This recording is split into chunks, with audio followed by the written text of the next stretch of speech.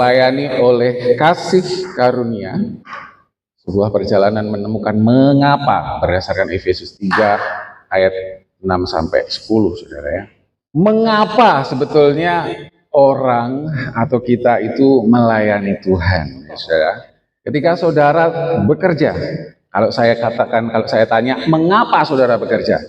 Mungkin daripada kita semuanya punya jawaban yang bervariasi, ya. Ada alasan-alasan, kita punya jawaban yang beda-beda. Seorang ateis, saudara ya, bernama Friedrich Nietzsche, seorang ateis, ia mengatakan seperti ini, saudara. Orang yang tahu mengapa ia hidup dapat menanggung hampir semua bagaimana.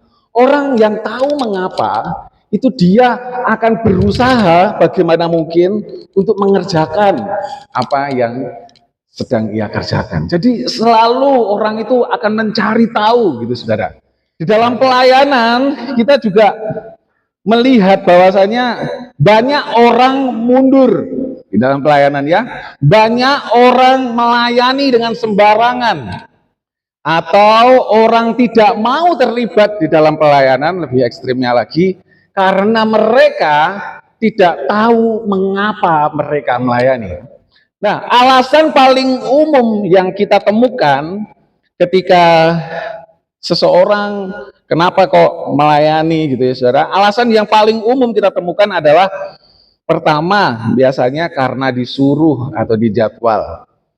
Terus kemudian ada alasan karena aku merasa dibutuhkan. Wah, gereja ini butuh aku untuk bagian ini gitu ya, saudara. Sehingga mau terlibat itu.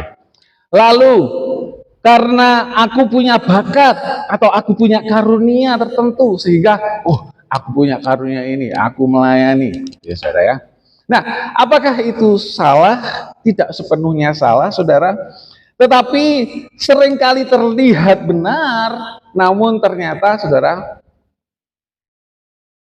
hal tersebut keliru, saudara. Karena sejatinya alasan kenapa kita melayani, kebenaran sejatinya adalah kita melayani karena kasih karunia. Meskipun, saudara, orang tahu mengapa mereka melayani, ternyata ada masalah juga, saudara, tentang bagaimana harus melayani. Dalam hati kita, dalam hati saudara, saya percaya Tuhan pasti gerakkan. Di dalam hati kita tuh rasanya, aku pengen terlibat, aku rindu, aku bisa menjadi berkat. Saya percaya itu, karena ketika kita percaya kepada Tuhan, itu sudah ditanam di dalam hati kita untuk kita menjadi berkat.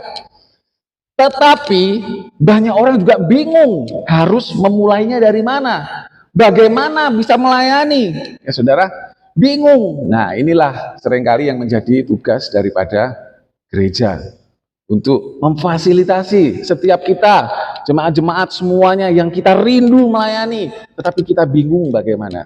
Saudara yang terkasih dalam Tuhan, saudara perlu tahu bahwa orang Yahudi pada waktu itu menganggap diri mereka adalah kelompok yang superior. Mereka adalah kelompok yang istimewa. Mereka melihat diri mereka sendiri, mereka adalah kelompok istimewa, lebih istimewa dari kelompok-kelompok yang lain. Nah, bukankah itu juga yang terjadi di dalam budaya kita ya, saudara ya? Beberapa suku, beberapa kelompok menganggap bahwa kelompoknya atau sukunya lebih istimewa dari yang lain. Betul, saudara? Nah, ini yang menjadi persoalannya orang Yahudi. Orang Yahudi merasa diri mereka paling hebat, merasa diri mereka adalah yang paling sempurna. Sehingga apa dampaknya? Mereka sulit untuk menerima orang-orang non-Yahudi.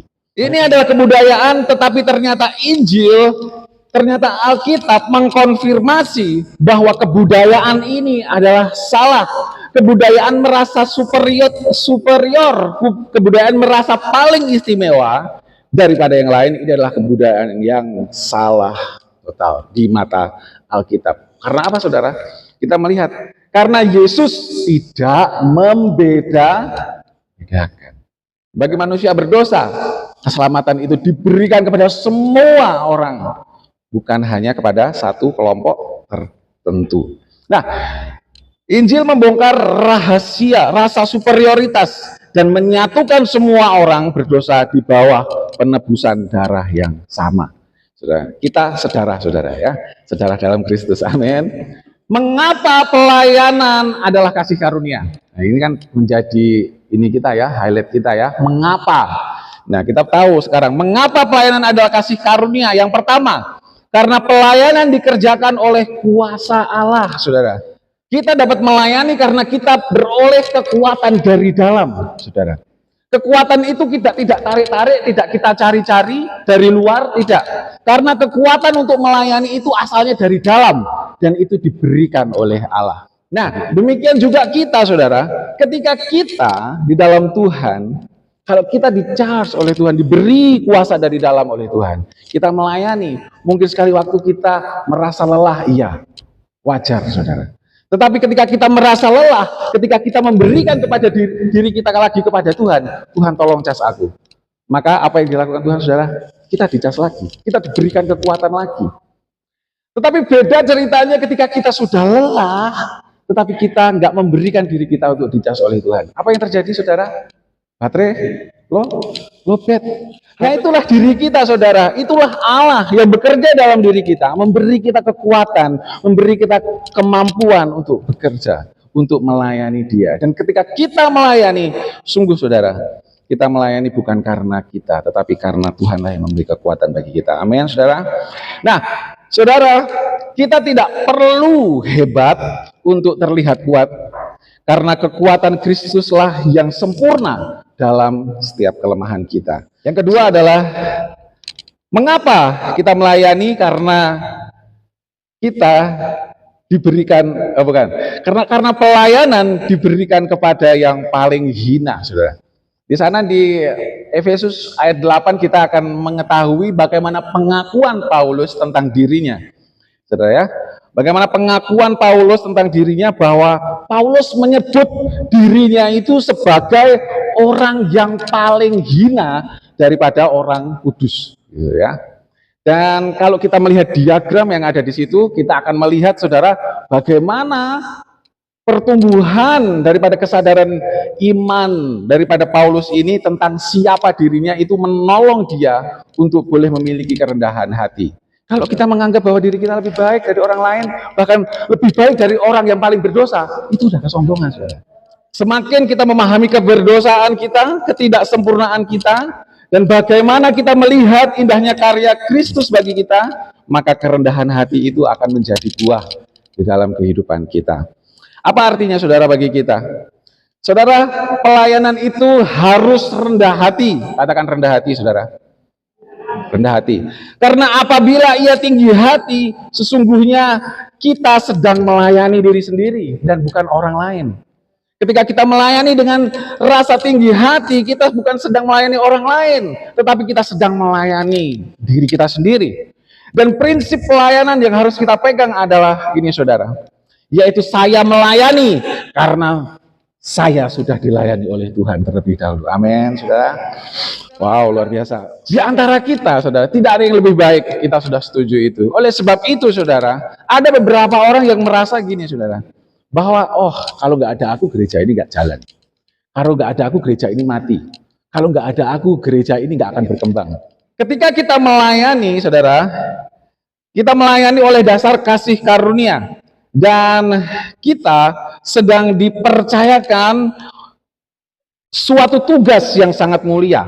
Ya, saudara. Jadi saya mau katakan bahwa pelayanan itu sama dengan tugas yang mulia. Ya. Nah, ini yang paling mengesankan dari kenyataan hidup orang percaya, bahwa kita yang hina ini, melalui pelayanan kita, kita sedang memberitakan suatu kekayaan Kristus yang tidak terduga. Apa maksudnya kekayaan Kristus? Jadi pelayanan kita ini sedang memberitakan kekayaan Kristus kalau kita melihat di Efesus pasal 3 tadi. Tetapi pertanyaannya, apakah yang menjadi kekayaan Kristus? Inti dari Injil yang menerangi kita.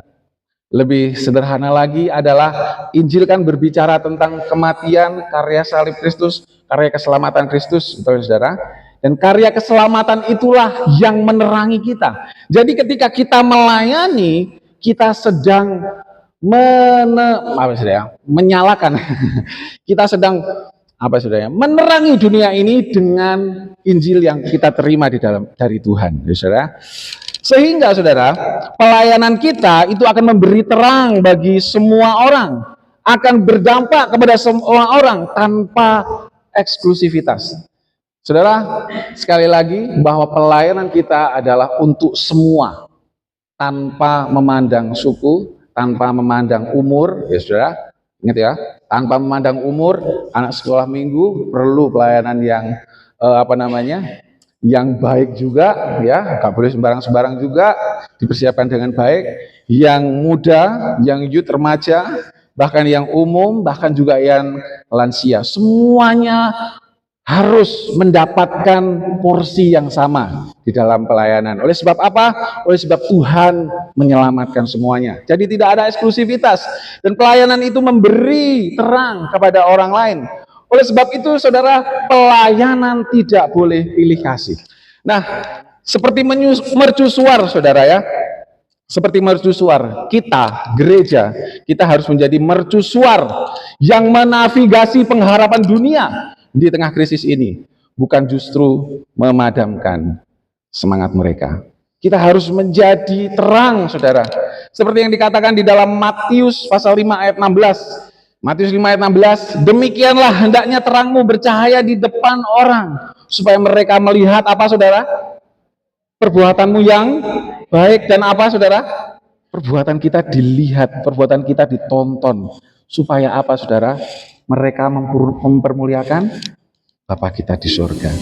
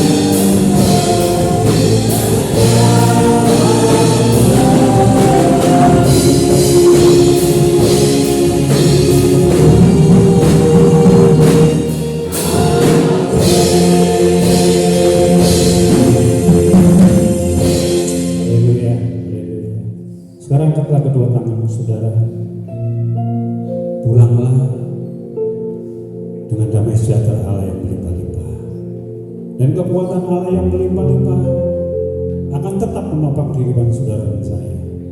Dan berkat-berkat jasmani yang berlimpah-limpah akan memelihara kehidupan saudara dan saya mulai hari ini sampai Maranatha. Terima kasih Tuhan, semuanya kami terima dalam persekutuan dengan Allah Bapa, Putranya yang tunggal, Yesus Kristus Tuhan kita, dan Roh Kudus menjamin saudara dan saya akan menikmati setiap janji-janji Allah. Di dalam nama Tuhan Yesus, yang percaya boleh katakan amin.